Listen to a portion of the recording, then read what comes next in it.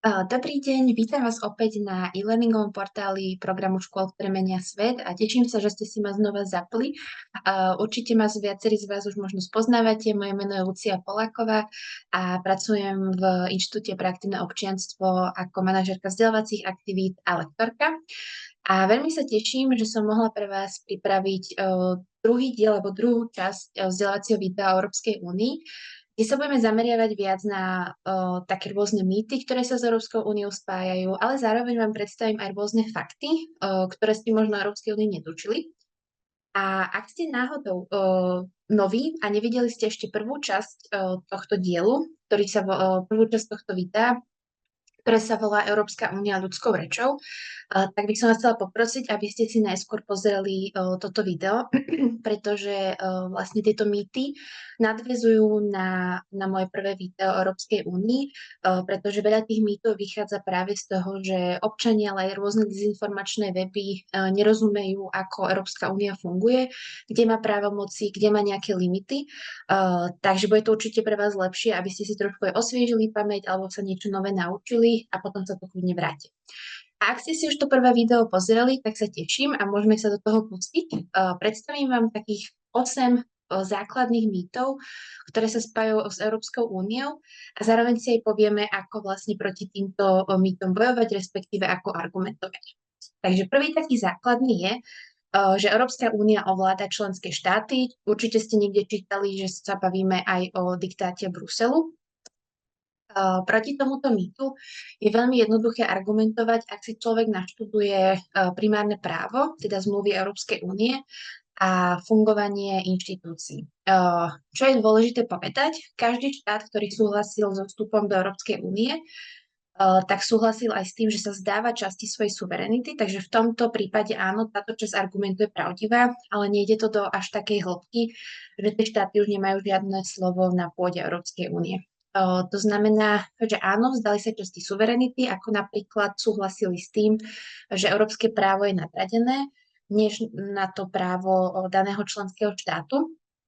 Ale zároveň sa to kompenzuje tým, že každá členská krajina má dostatočné zastúpenie v každej inštitúcii Európskej únie. To znamená aj Slovensko, či už sa to týka Európskeho parlamentu, Rady Európskej únie, Európskej rady a tak ďalej. Všade má Slovensko svojich zástupcov. Niektorých týchto zástupcov si aj priamo volí, či napríklad Európsky parlament. Spomeňte si na video číslo 1. A takisto pred vstupom Slovenska do Európskej únie v roku 2004 sa konalo referendum o rok skôr, kde sa vlastne až 92% občanov vyjadrilo, že súhlasí so vstupom do EÚ, takže bol to dosť transparentný a zároveň aj participatívny proces, pretože Slovensko si dalo ako podmienku, že ak by toto referendum nedopadlo pozitívne v prospech vstupu, tak Slovensko by do Európskej únie nevstúpilo. Čo je tiež dôležité podotknúť, je, že v dôležitých otázkach alebo takých citlivých, ako je napríklad spoločná zahraničná bezpečnostná politika, tak každý štát má v týchto politikách tzv. Právo veta. To znamená, že stačí, že jeden štát nebude súhlasiť s daným návrhom zákona a všetko vlastne môžu hodiť do koša a začína sa celý proces odnova. Týka sa to napríklad aj vstupu nového štátu do Európskej únie. Budeme sa baviť aj o nejakých mýtoch spojených s Ukrajinou. Takže takisto, ak by sa napríklad Slovensko vyjadrilo, že si neželá, aby Ukrajina vstúpila do EÚ, tak vlastne Ukrajina nebude môcť vstúpiť. Takisto, že s týmto mýtom sa spája taký podmýtus, nazvala by som to, a to je, že veľké štáty ako Nemecko a Francúzsko ovládajú menšie štáty, ako sme my Slovensko alebo Česko, Chorvátsko. A na to myslela Európska únia takisto. A v Lisabonskej zmluve uzákonila tzv. Blokačnú menšinu v Rade Európskej únii, ktorej sa hlasuje o prijatí zákonov, ktoré budú platiť naprieč štátmi. A táto blokačná menšina znamená 4 štáty, ktoré tvoria aspoň 35% obyvateľstva celej Európskej únie, ktoré keď sa spoja, tak môžu kedykoľvek zablokovať hociaký návrh. Takže tých rôznych mechanizmov alebo nástrojov, ktoré dokážu zabrániť prijatiu nejakej európskej legislatívy je na úrovni EÚ veľa. A zároveň by som iba chcela zdôrazniť, že Európska únia nie je len ten bajný Brusel, ktorý je síce v Belgicku možno veľmi ďaleko ako geograficky od Slovenska, ale tú Európsku úniu tvoríme predovšetkým my, Slovensko a ďalšie štáty. Takže nie je to, že sme odložili nejakú moc do rúk bruselských úradníkov, ale stále sa veľmi veľa podieľame na tom, ako má Európska únia vyzerať. Druhý mýtus, veľmi často spomínaný na sociálnych sieťach, je, že Európska únia nám nechce zvýšiť dôchodky a platy. A proti tomuto sa dá tiež veľmi jednoducho argumentovať, ak má dotyčný alebo dotyčná naštudované právomoci Európskej únie, ktoré hovoria o tom, že nie vo všetkých politikách má Európska únia výlučné slovo. Práve, že má veľmi, respektíve práve, že veľmi málo politík, vo veľmi málo politikách môže Európska únia priamo rozhodovať. Častokrát práve tie štáty tam majú to najdôležitejšie slovo a práve ako politiky, ako sociálna politika, zdravotná politika, daňový systém alebo vzdelávanie v tomto EÚ nemá skoro žiadnu moc alebo respektíve právomoc a funguje len ako, respektíve slúži len na nejaké koordinovanie týchto politík medzi štátmi. A vlastne Európska únia môže konať len v tých oblastiach, ktorých jej to členské štáty prostredníctvom tých zmluv umožnili. Na to, aby Európska únia mohla mať ešte viac právomocí, musí sa stretnúť všetky členské štáty a musia odsúhlasiť, že áno, dáme Európskej únii viac právomocí a budeme chcieť, aby únia riešila za nás všetkých niektoré politiky. Ale z môjho pohľadu sa to tak skoro príliš nestane. Čo ale Európska únia v rámci nejakej sociálnej politiky spravila, tak v roku 2017 štáty prijali tzv. Európsky pilier sociálnych práv, kde určili, že každý občan Európskej únie má v rámci sociálnej oblasti nejaké práva, a to je napríklad rovnosť príležitostí. Je to jedna z veľkých domén Európskej únie, ktorá sa snaží sa, aby vlastne muži a ženy mali rovnakú mzdu a zároveň platili rovnaké práva na obidve tieto pohlavia. Zároveň Európska únia zabezpečuje, aby ste mali prístup na trh práce v každej členskej krajine EÚ a zároveň, aby sa voči vám konali nejaké spravodlivé pracovné podmienky. Všetky tieto veci môžete si potom aj vynúcovať, ak vlastne je to použité proti vám, tak napríklad sa môžete obrátiť na Súdny dvor Európskej únie. Tretí mýtus je, že Slovensko platí do rozpočtu Európskej únie viac, než z neho dostáva. A tu odporúčam všetkým možno dezinformátorom ukázať tento graf, ktorý je z 2 rokov, z roku 2021. Ja som ho trošku musela takto orezať na polovice, pretože bol to príliš veľký obrázok, ale na ľavej strane modrou farbou vidíte vlastne všetky štáty, ktoré prispievajú do rozpočtu EÚ, to znamená, že sú tzv. Čistými prispievateľmi. To znamená, že dávajú do rozpočtu Európskej únie viac, než z neho dostávajú a opäť sú to tie veľké štáty ako Nemecko, Francúzsko či Holandsko. A potom na pravej strane červenou farbou vidíte štáty, ktoré z rozpočtu stále dostávajú viac, než do neho dávajú. A je tu krásne vidno Slovensko, takisto aj Česko. To znamená, všetky tieto štáty, dá sa povedať, nie úplne všetky, ale väčšina týchto štátov, ktoré vstúpili v roku 2004 a neskôr do Európskej únie, stále dostávajú z toho rozpočtu viac, než do neho prispievajú. Takže len na základe takýchto štatistických údajov viete tento mýtus veľmi rýchlo vyvrátiť. Štvrtý mýtus hovorí, alebo respektíve týka sa také výbušnej témy ohľadom migračnej politiky a azylovej politiky, teda to, že Európska únia nám nanúcuje migrantov.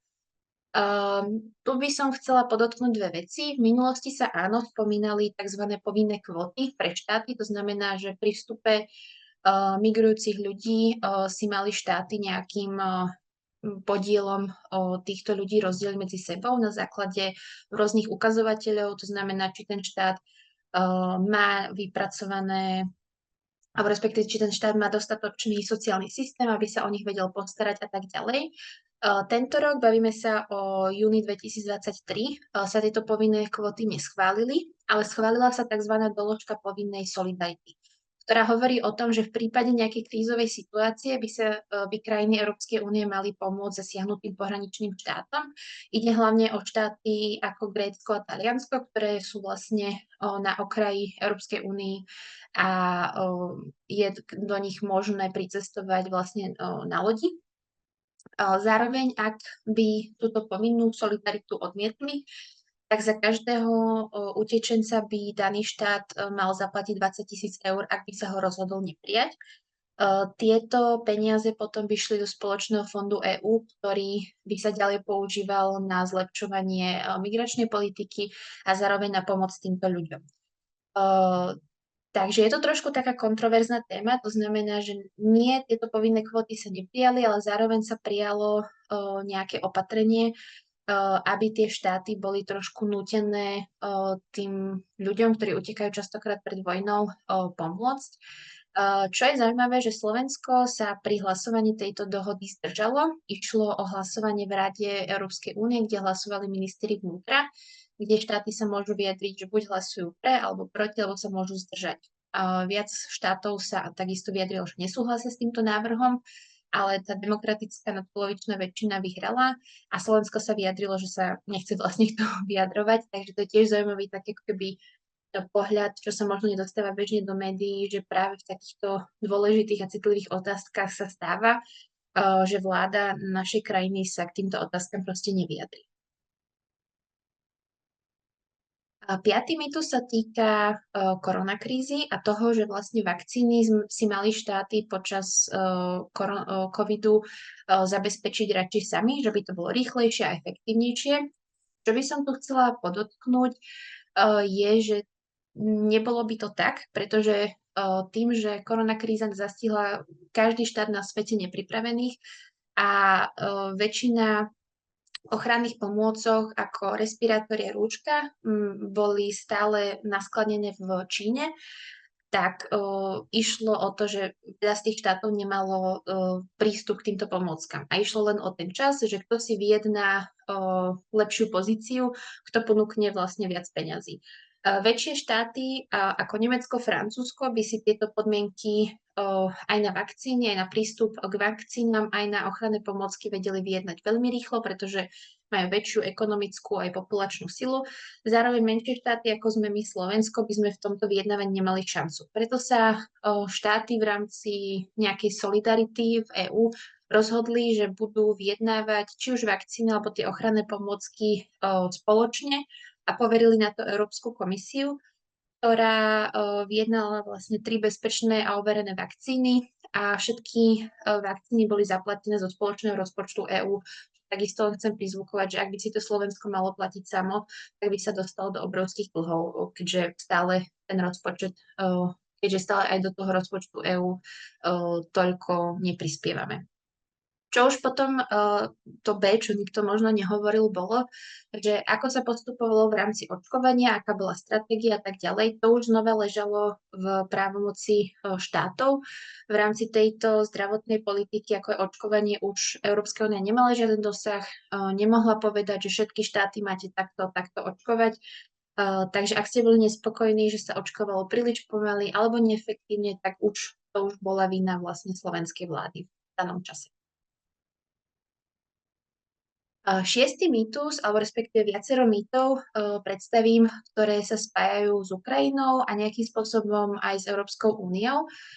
A vybrala som také 4 najrelevantnejšie, ktoré sa ozývajú od začiatku vojny na Ukrajine. Prvá vec je, že Európska únia má zvýhodňovať ukrajinských občanov v daných štátoch. Nie je to pravda, pretože potom, čo vypukla vojna na Ukrajine, viacero štátov EÚ sa rozhodlo solidárne pomôcť ukrajinským obyvateľom a zabezpečovalo im, možno aj vy si pamätáte, rôzne zbierky na oblečenie a tak ďalej. To znamená, bol určený nejaký čas balíku peňazí, ktorý mal pomôcť ukrajinským obyvateľom. Keďže vojna ani po roku sa neskončila, bolo dôležité pristúpiť k nejakému udržateľnejšiemu riešeniu a vytvorila sa tzv. Smernica o dočasnej ochrane, ktorá nejakým spôsobom koordinuje, ako štáty majú pristupovať k pomoci ukrajinským obyvateľom. A čo je veľmi dôležité, je tam napríklad to zdieľanie informácií o výhodách. To znamená, že štáty si navzájom komunikujú, akých občanov prijali, aké výzvy alebo respektíve aké sociálne balíčky Ukrajincom ponúkli, aby sa predišlo nejakému zneužívaniu práv a výhod. Takže v tomto prípade sa to nastavilo veľmi prísne. a zároveň už tá pomoc nie je tak veľká, ako to bolo na začiatku. A keby som to mala len zobrať z pohľadu nejakej možno empatie, tak častokrát tí ľudia, keď potrebovali pomoc, prišli bez všetkého, nechali všetko na Ukrajine. To znamená, že bolo dôležité im pomôcť a bolo dôležité, aby sa mohli začleniť do spoločnosti. Ďalej, ďalší taký mýtus je, alebo nejaká dezinformácia, možno hoax, hovorí o tom, že Európska únia na Ukrajine podporuje nacizmus.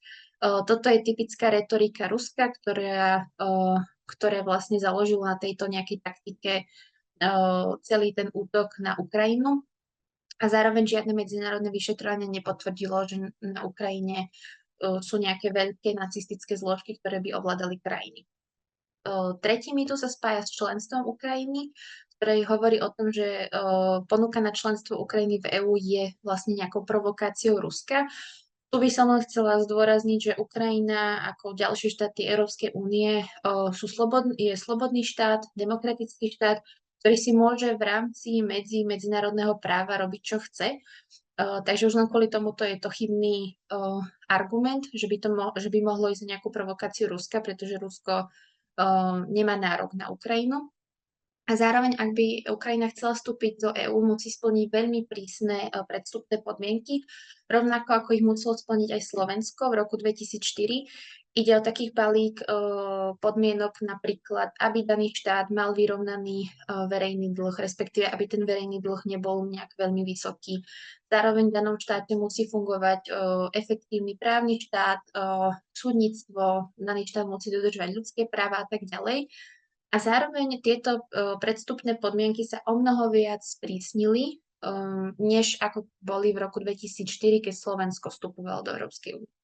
Takže Európska únia vyjadrila len ako keby podporu, že áno, vie si predstaviť jedného dňa, a že Ukrajina bude členom Európskej únie, ale zároveň musí splniť tieto a tieto podmienky. Posledný taký možno mýtus sa spája s tým, že vstup Ukrajiny do EÚ poškodí Slovensko. Z tejto strany, ako som spomínala, súvisí to aj s tými podmienkami. Európska únia nepristúpi na vstup Ukrajiny do EÚ, ak nebude si istá, že si to môže dovoliť, pretože keď si spomeniete na ten graf čistých príjemcov z EU rozpočtu, tak stále je viac štátov, ktoré dostávajú z rozpočtu, než tých, čo do toho rozpočtu ako keby prispievajú.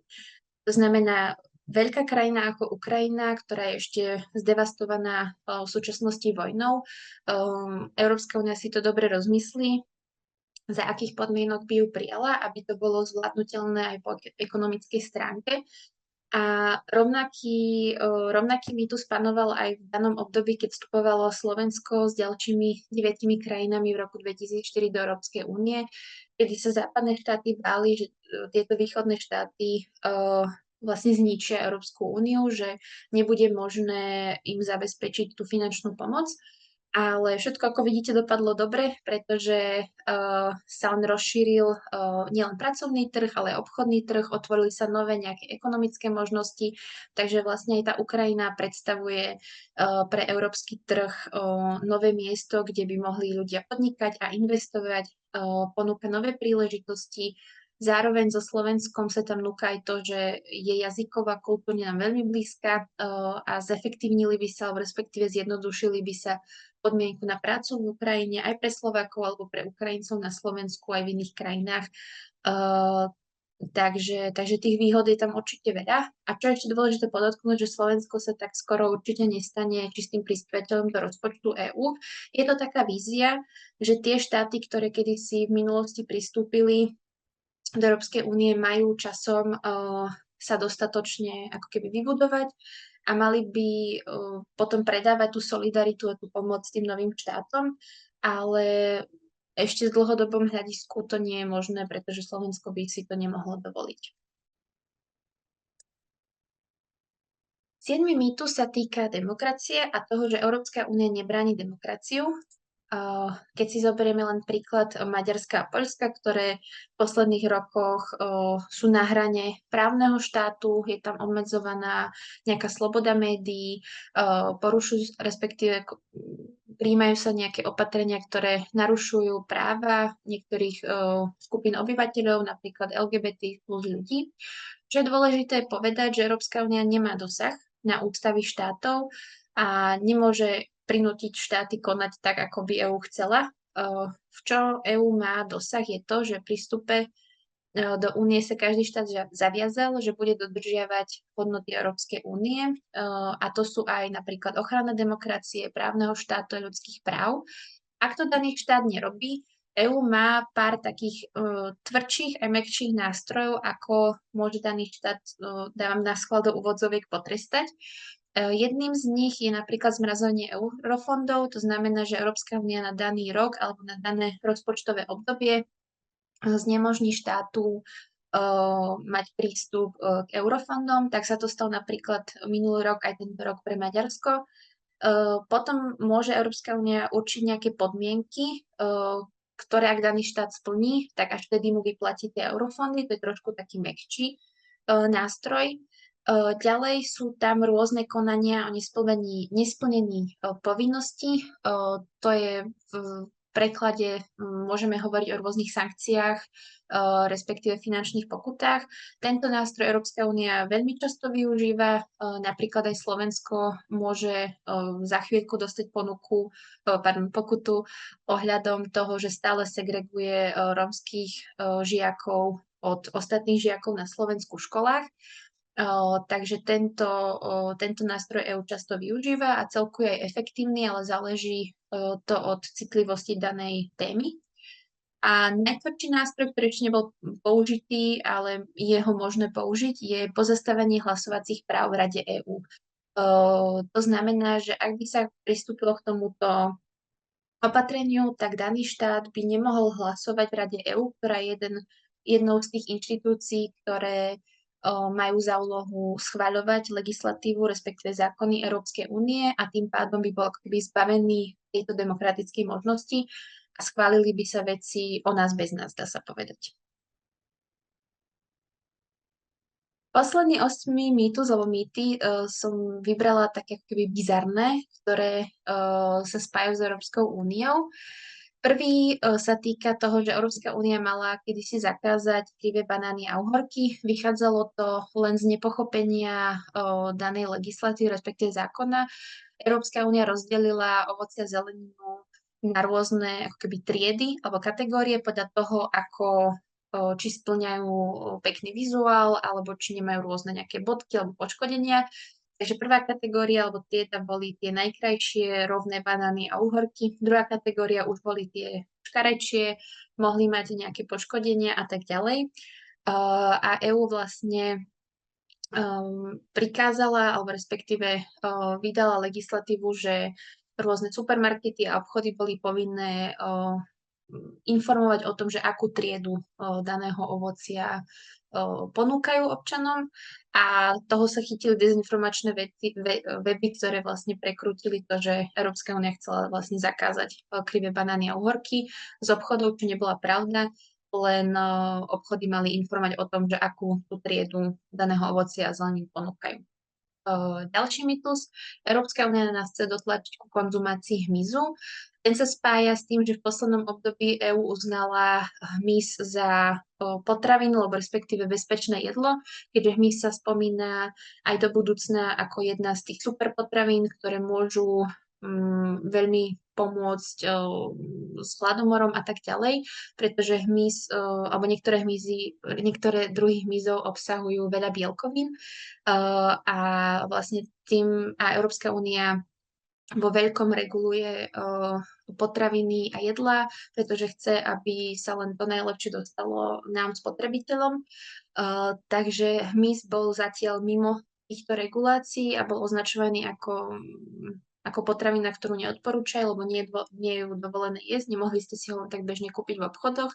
Takže teraz postupne EÚ sa snaží tie regulácie ako keby robiť ústupky v rámci regulácií, v rámci konzumácie hmyzu.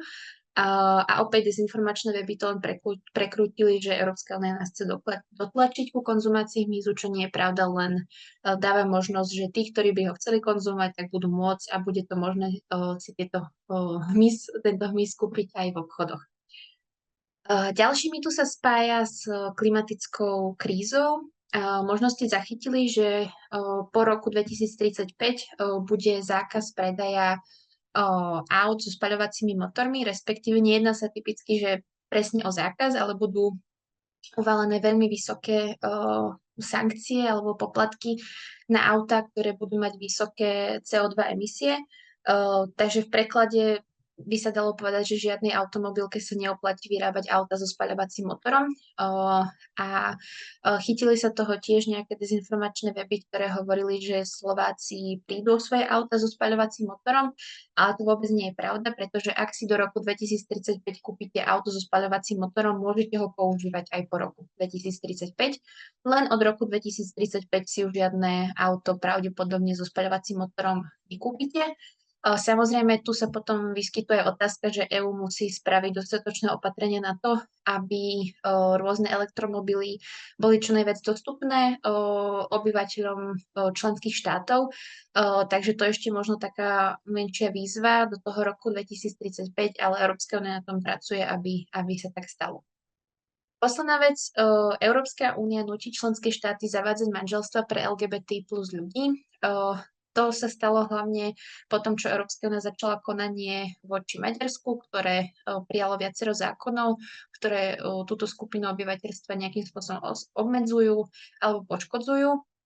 A zároveň Európska únia nemá žiaden dosah na politiky, kto si môže koho v danom štáte zobrať, respektíve s kým môže daný človek vstúpiť do manželstva. EÚ je len otvorená manželstvám pre ľudí rovnakého pohlavia a podporuje ich, ale nikdy nie je napísané a neexistuje žiadna legislatíva, ktorá by nutila zavádzať tieto manželstva naprieč všetkými štátmi. A ešte by som vám chcela predstaviť nejaké fakty Európskej únie, ktoré možno nie sú tak jasné, ktoré vám možno hneď napadnú, ale veľmi pekne doplnia kontext k týmto mýtom, ktoré som vám pred chvíľkou predstavila. Takže keď sa pozrieme na politiku Slovenska voči EÚ, častokrát si ľudia myslia, že ide o zahraničnú politiku, lebo spadá pod ministerstvo zahraničných vecí a európskych záležitostí. A zároveň aj kvôli tomu, že táto politika sa odohráva najčastejšie v Bruseli alebo v Štrasburgu, kde je ďalšie sídlo Európskeho parlamentu. Ale čo je dôležité podotknúť, že politika Slovenska voči EÚ by sa mala brať ako domáca politika, pretože máme tam svojich zástupcov naprieč všetkými inštitúciami EÚ. Zároveň všetky zákony, ktoré sa príjmú na úrovni EÚ, ovplyvnia aj život nás na Slovensku, takže mali by sme sa možno viac zaujímať o túto politiku a nebrať to, že áno, hoci sa deje väčšina v Bruseli, tak to neznamená, že na ňu Slovensko nemá žiaden dosah alebo vplyv. Čo si častokrát ľudia neuvedomujú, že keď si zoberieme nejaké moderné dejiny Európy, tak práve zažívame najdlhšiu etapu alebo epochu mieru v Európe, to znamená od konca druhej svetovej vojny nebola nejaká takáto veľká vojna medzi štátmi. Bežne v minulosti práve Nemecko a Francúzsko a Veľká Británia medzi sebou neustále bojovali. A práve Európska únia bol, ako som spomínala v mojom prvom videu, projekt, ktorý vznikol na základe toho, aby zamedzil ďalším takýmto veľkým svetovým vojnám. A naozaj pre členov Európskej únie, teraz nemyslím Ukrajinu, ktorá je stále mimo EÚ, ale pre svojich členov tá Európska únia stále zabezpečuje ten mier. Ďalšia vec sa týka toho, že Európska únia dáva veľký dôraz na ochranu spotrebiteľa a s tým častokrát súvisia všetky tie také rôzne bizarné mýty, čo Európska únia chce zakázať alebo čomu chce zamedziť. A to častokrát si ľudia neuvedomujú, že všetky tie rôzne regulácie, napríklad na potraviny, súvisia práve s tým, že EÚ chce, aby jej obyvateľe dostali to najlepšie. Keď si možno len pozriete napríklad Spojené štáty americké, tie tam častokrát nemajú také regulácie na potraviny a práve tým, že to nie je tak regulované, tak do tých potravín sa v Amerike dostane o mnoho viac napríklad umelých sladív, alebo nejakých jednoduchších cukrov, to znamená, v tomto tá EÚ má obrovskú výhodu. Zároveň vám Európska únia poskytuje zdravotnoprávnu ochranu hoci ktorej krajine EÚ. Keď si zoberiete svoj preukaz poistenca, na druhej strane by ste mali mať takzvanú modrú kartičku Európskeho zdravotného poistenca, ktorá vám zabezpečuje to, že v každej krajine EÚ by vám mali zabezpečiť tzv. Základnú starostlivosť, ak by sa vám niečo stalo v nemocnici, vám musia pomôcť. Zároveň na hoci ktorom veľvyslanectve v krajine EÚ majú povinnosť vám pomôcť, ak by sa niečo stalo. A čo ešte taká zaujímavosť, čo málo kto vie, že ak budete aj mimo krajín Európskej únie, napríklad išli by ste niekam do Ázie a stalo by sa, že v danej krajine nie je veľvyslanectvo Slovenskej republiky, tak hoci ktoré veľvyslanectvo štátu EÚ vám musí pomôcť. To znamená, že ak by ste napríklad, neviem, v Číne niečo by sa stalo a slovenské veľvyslanectvo by bolo zavreté, môžete ísť do nemeckého, francúzského, španielského a tak ďalej. A tým, že ste občan EÚ, tak vám takisto tam musia pomôcť. Ďalší fakt sa týka toho, že Slovensko má vďaka EÚ silnejší hlas a vyjednávaciu pozíciu vo svete. Keď si to len zoberieme z pohľadu populácie, Slovensko má nejakých 5,5 milióna obyvateľov, celá Európska únia má dohromady cez 400 miliónov obyvateľov, takže to už je naozaj veľká masa ľudí, ktorá sa spojila a tým, že európske štáty sa takto spojili a snažia sa ako keby vyjednávať na medzinárodných fórach spoločnú pozíciu, tak tá vyjednávacia sila je potom o mnoho vyššia, ako keby to každý štát robil samostatne. A taký jeden z tých ďalších faktov súvisí teraz so Slovenskom a tým, že Slovensko je v čerpaní eurofondov druhé najhoršie. Horšie už bolo len Chorvátsko za minulý rok a táto štatistika sa za posledné roky nejako nezlepšuje, práve že sa skôr zhoršovala, kedy si Slovensko 5 rokov dozadu bolo ešte v prvej päťke najhorších krajín, ktoré čerpali eurofondy. Takže znova to len súvisí s tým, že Európska únia nám veľmi veľa peňazí neustále ponúka, ale Slovensko nie je efektívne v tom čerpaní. A dôvodov je viacero. Niektorí spomínajú príliš veľkú byrokraciu, ale veľa z tých štátov, ktoré sú rovnako, poviem, geograficky nám bližšie, ako krajiny V4, alebo krajiny ako Rumunsko, Bulharsko a podobne, sú schopné o mnoho viac tieto eurofondy vyčerpať, takže skôr to súvisí s tým, ako daná vláda Slovenska je efektívna v tomto čerpaní. Posledné 4 fakty sa týkajú skôr takej budúcnosti, ktorá sa bude týkať Európskej únii. Prvý je, že Európska únia už teraz sa zameriava na umelú inteligenciu. Prijal sa tzv. Akt o umelej inteligencii, kde Európska únia, kde sa štáty EÚ zhodli na tom, že umelá inteligencia bude predstavovať veľkú výzvu do budúcna, bude predstavovať aj veľa príležitostí, ale zároveň aj rôzne rizika, ktoré sa popísali. Zároveň sa tam prijali nejaké veci, ktoré sa týkajú toho, že to bude zakázané v rámci využívania umelej inteligencie. Napríklad to, aby nemohli zneužiť vaše fotky do rôznych deepfakeových videí a tak ďalej. Čo určite poznáte, ako sú rôzne výhody Európskej únie ako roaming v iných krajinách, to znamená, voláme za tie isté ceny, cestovanie, nemáme tu hranice, funguje vlastne Schengen, môžeme študovať a pracovať v iných členských štátoch bez nejakých väčších komplikácií. Tak tieto výhody sa už, dá sa povedať, po skoro 20 rokoch členstva Slovenska v EÚ berú ako samozrejmosť a ja by som vás len chcela pozbudiť v tom, aby ste to nebrali ako samozrejmosť, pretože o tieto veci môžeme kedykoľvek prísť, keď sa zoberiete príklad Veľkej Británie, ktorá sa rozhodla vystúpiť z EÚ a vlastne všetko sa jej tam skomplikovalo od obchodovania so štátmi v Európskej únii. Opäť sa zaviedli rôzne clá, od vlastne práce v Veľkej Británii už to nie je úplne až tak jednoduché a tak ďalej. Zároveň budúci rok nás čakajú voľby do Európskeho parlamentu, ktoré majú pripadnúť na prvý týždeň v júni, takže s týmto by som vás chcela tiež pozbudiť, aby ste sa ich zúčastnili, pretože je to jeden z mála nástrojov alebo príležitostí, kedy vy môžete priamo ovplyvniť kto bude voliť rôzne zákony Európskej únie. A ak s niečím nie ste spokojní, nájdete si svojho budúceho europoslanca alebo europoslankyňu, dajte mu hlas a vyjadrite alebo použite svoje demokratické právo a vyjadrite svoj názor, že ako by podľa vás mala Európska únia do budúcna vyzerať.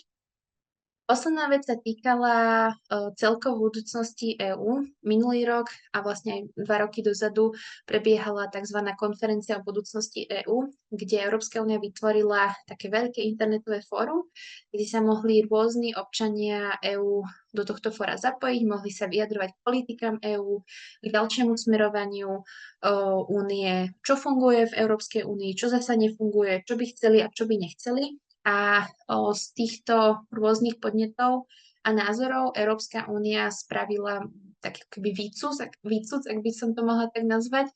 A tie, ktoré boli povedzme najúspešnejšie, alebo tie, čo sa najčastejšie opakovali, tak tie Európska únia bude riešiť aj na celoeurópskej úrovni a bude k tomu vlastne zavádzať nejaké nové zákony. To znamená, Európska únia sa naozaj pýta na názory svojich občanov a aj ich počúva. A celú túto moju prezentáciu by som chcela zakončiť týmto citátom od pána Radovana Geista, ktorý je vydavateľom portálu Euraktiv Slovensko, ktorý odporúčam, ak chcete sa dozvedieť viac o Európskej únii, o jej dianí a zároveň o nejakom kontexte Slovenska v EÚ a ide o veľmi overený zdroj, takže určite vám ho odporúčam. A ako hovorí ten citát, že byť Európanom nie je teraz populárne, ale náš život je stále európsky, materiálne, sociálne, kultúrne, dokonca aj politicky. To znamená, môžeme sa snažiť nejak nemyslieť na Európsku úniu, môžeme sa chcieť od nej dištancovať, ale či chcem alebo nie, tak celý náš život je prepojený s tým, čo sa deje v tom zlom Bruseli a neustále bude viac. A určite Európska únia nie je dokonalá a ani nikdy nebude, ale práve aj vy ako občania môžete to budúci rok zmeniť, ak sa zúčastníte volieb do Európskeho parlamentu a ukážete, že akým smerom sa má Európska únia uberať. Takisto som vám pripravila na e-learningu ďalšie nejaké dodatočné materiály, ktoré nájdete pod videom. Ide o nápady na rôzne cvičenia, ktoré si môžete vyskúšať vy sami na sebe, ale zároveň ich môžete použiť aj ako tipy na vyučovacie aktivity so žiakmi. Tieto aktivity sú skôr hodnejšie pre žiakov druhého stupňa základných škôl a stredných škôl. A zároveň som vám tam spísala pár tipov pre vašich žiakov, že aké majú ešte oni možnosti ako mladí ľudia, ktoré im Európska únia ponúka. To znamená, či už ide o program Erasmus+, ktorý častokrát poznáte ako ten veľký študijný program, ale zároveň je tam napríklad aj program Európsky zbor Solidarity, ktorý podporuje dobrovoľníctvo mladých ľudí a tak ďalej. Takže určite vám odporúčam sa na to pozrieť a posunúť tieto informácie ďalej žiakom, pretože častokrát ani nevedia, koľko príležitostí tá Európska únia pre mladých ponúka. Ďakujem veľmi pekne za pozornosť a prajem vám pekný deň a budem sa tešiť aj na budúce. Dovidenia.